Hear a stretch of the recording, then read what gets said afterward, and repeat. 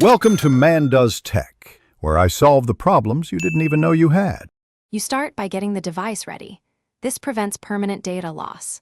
First, back up essential files with ADB pull or Cloud Sync, because repairs can wipe storage.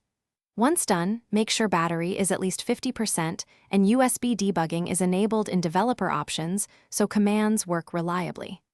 Next, boot into recovery or fast boot using the manufacturer key combo or a DB reboot recovery. Doing this puts the system in a safe mode for flashing, wiping, or restoring without normal OS. Now diagnose where the failure occurs by collecting logs.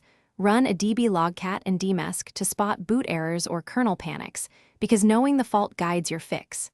If the issue is sluggish or stuck, wipe the cache partition first, since it's non-destructive and often resolves boot loops.